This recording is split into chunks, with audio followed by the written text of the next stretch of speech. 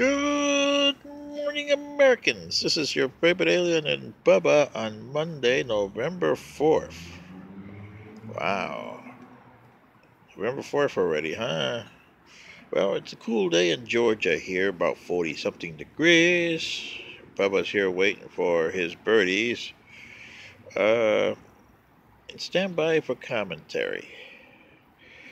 Well, I guess the commentaries I've done on intransigence, wow. I'm getting all kinds of comments on that one. I had this one lady, Roberta Buckner, I believe, Buckner, who wrote me a letter and says, well, Mr. Alien, you seem to be anti this and anti that. When you say intransigent, I bet you qualify me as one. Number one, I don't believe in vaccinations. Number two, I'm a Jehovah's Witness. And number three, I want to be left alone. I don't need any other people.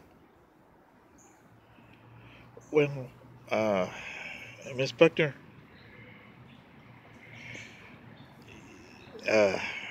I can't tell you what to do because that's not my goal here. My goal here is to tell you what intransigent is and what happened to my race. Why most of it, 14 billion people, blew themselves up with the same position you're taking there. Number one, so you're a Jehovah's Witness. Well, I don't mind that. Just as long as you don't go telling everybody that you're right and everybody else is wrong. It's your views, your beliefs, only yours. It shouldn't interfere with everybody else. Number two, the vaccination part. That is the part where you are in serious trouble. Because you could put everybody else in serious trouble. And yes, did we have vaccinations in my society? Oh, yes, we did. But it took us a few centuries to get it right. And by your standards, you could say we are barbaric because we decided that the vaccination should be at least 98%. If it's not, you can't give it to people. 2% is something you have to live with. There's no such thing as absolutes. There's no 100% cure for anything. There never will, and there never was a cure for anything. And your race is determined to find a cure for, say, cancer, 100% cure. There is no such thing. We still have cancer. God, it's only 2%, but it's a lot better than the cancer rate you have in your planet here, isn't it? We still have 2% of everything. At least. Some things, we got up to 99.9%.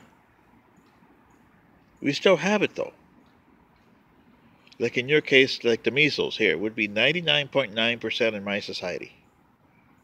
We got the equivalent of what you call the measles. But how did we get there? We didn't get there by people with intransigent views on both sides. We got there by consensus. Sure, there's some people going to be hurt by these, but let's make sure that we can minimize the people and be there for them when they get hurt. Same thing with our views. If you are so intransigent, you're going to hurt people. But do you really care? No. Because you guys are so intransigent that you don't care who you hurt. Say like you don't like gays. That's being intransigent. If you say, I cannot make a wedding cake for gays. Why? It's your business, isn't it? What they do with the wedding cake is up to them. You won't see them after they pay for the wedding cake. You just did a cake for a customer. You see what I mean?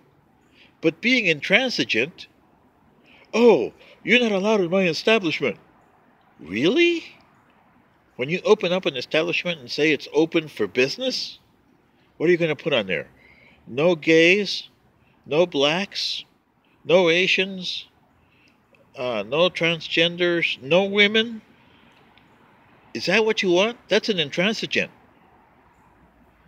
This is what I'm saying, American. You're becoming so intransigent, you don't even see it. And this is what's causing you the problems that you have right now, being so intransigent. Same thing with the people that are pro and anti-abortion. You're becoming so intransigent, you don't see it.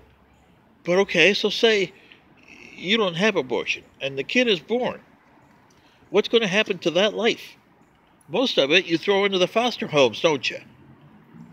And that's condemning a life for decades. It may be a short life or a long life of misery. Really? Do you see it now? This is what my race had to deal with. It took a century to deal with it. But we had to. We still have a 2% dissent, and we agree with that. If we can find these people that are 2%, we don't throw them in jails. We don't arrest them for being intransigent. If we can't change their ways, we say, okay, there's a home here of other people with your type beliefs. And they go there. And believe it or not, some of them come back because they say, oh, that is not for me. They figured out that when you live with intransigence, it's kind of a, hey, is this really who I am? See, this is what you don't stop to think. Is this really who you are? So until you do, you're going to have the country in terrible straits with being intransigent on all kinds of things. Well, this is your favorite alien, just speaking my mind today, and Bubba, who is here ready to run for president. Good day.